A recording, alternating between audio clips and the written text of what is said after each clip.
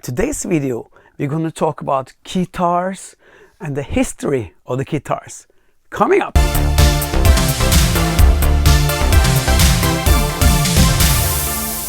If you are a keyboard player like I am, and you want to get out on stage to rock and to be along with the guitarist and the bass players and the saxophone players and all the people that gets the attention on stage, you need a keytar.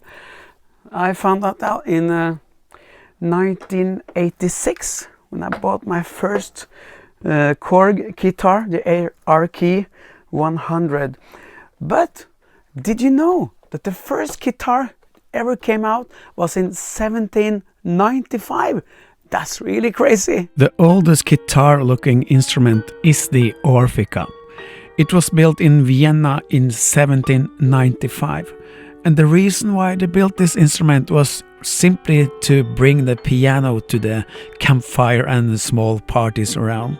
And I guess also that to be able to take the piano outside to compose music and stuff would be very inspiring. And it was built like a piano and sounded like a small tiny piano. It would be almost like 2 decades before Weltmeister from Germany made the Weltmeister Basset. It was battery powered and was made through the 60s. It sounded like the bass on a Fender Rhodes piano. But there was a problem. It was made in East Germany, so not so many people in other parts of the world did know about these instruments before much later. The Tubon was released in 1966, and the Tubon was a tubular battery-powered monophonic keyboard instrument that you could play like standing up.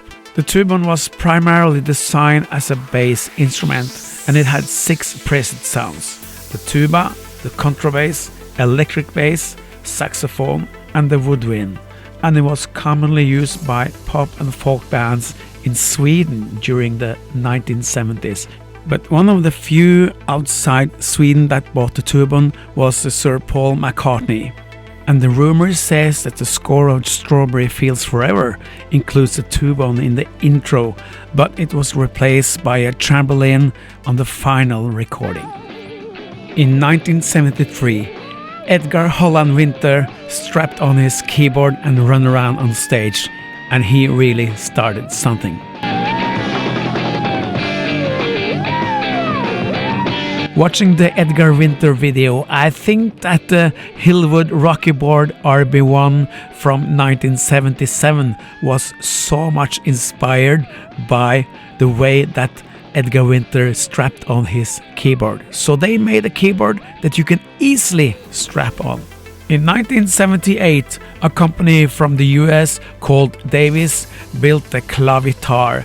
This is just a controller keyboard like we know today, like a MIDI keyboard. It was not MIDI back then, but it was a controller keyboard for a module. But anyway, it looks so cool and it looks so nice on stage. Just have a look at Herbie Hancock using this live.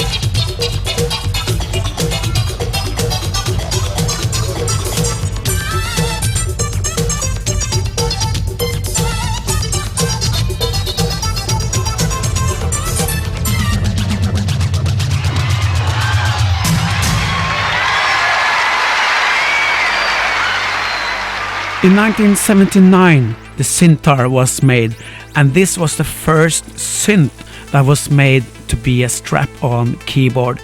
It was a full 2-oscillator mono synth, and the left-hand controller, the neck, had lots of controllers. It was 9 controllers in total on the neck, so this was really a revolution.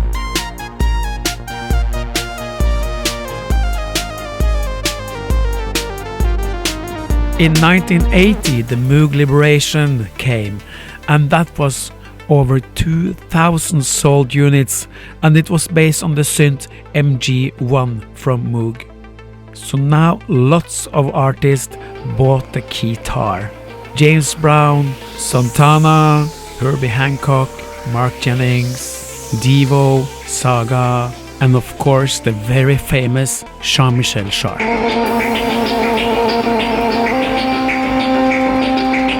So now lots of brands started to produce the Keytar.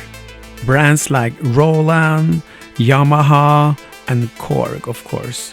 And I guess you all remember the Link guitar that was used by Jan Hammer on the famous Miami Vice theme. Here is a live recording of that song, and as you can see, it's Jordan Rudess on the keyboard as well.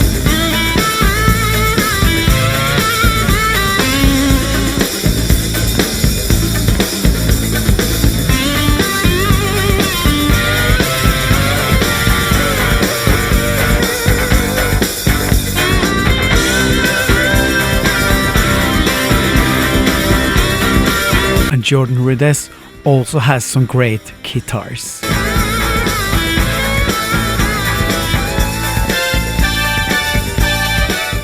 I'm going to show you my favorite Keytars of all times. Of course, this one is my favorite because I had this since 1986 actually. So was my first Keytar. And that was the Korg RK100. And lately I got this a birthday present from my son. He bought this one, the new RK100S. It's a smaller keys, but it has this wonderful pitch stuff here. You can do lots of effects with it. It's so nice to use when you do electronic music live, and it also has a great arpeggiator inside.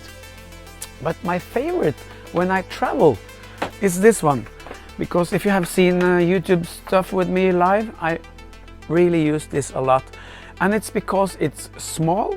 You can bring it on an airplane, at least here in Norway, so it's not so big, it's very light, and it has some great sounds inside, especially the guitar sound. I love it.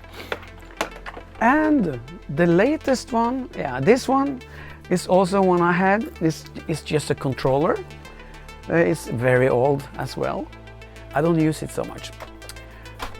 But this one I use when I do bigger events, like on bigger stages and stuff. This one is perfect because when I do piano bars in smaller stages, the small one is better because of the space. But on bigger stages, I use this one all the time. This is the latest one from Roland, and I really love this. It also has the 7-core engine inside, so it's very easy to import and export sound from it.